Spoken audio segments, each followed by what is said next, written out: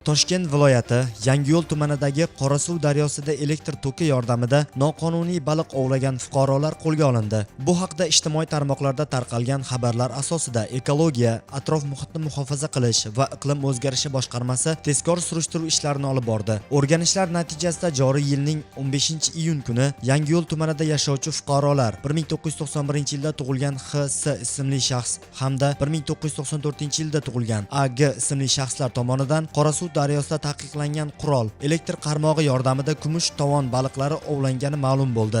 Noqonuniy ov natijasida tabiatga 150 million so'm miqdorda moddiy zarar yetkazilgan. Ekologik nazorat inspektorlari tomonidan jinoyat sodir etilgan joydan rezina qayiq, ekran, tok kuchaytirgich, 4 metrli elektr simi, akkumulyator hamda bir juft eshkaklar musodara qilingan va barcha vositalar vaqtincha saqlash uchun Toshkent viloyati Ekologiya boshqarmasi omborxonasiga joylashtirilgan. Holat yuzasidan huquqiy baho berish va qonun doirasida chora ko'rish maqsadida yig'ilgan hujjatlar Toshkent viloyati prokuraturasiga topshirilgan.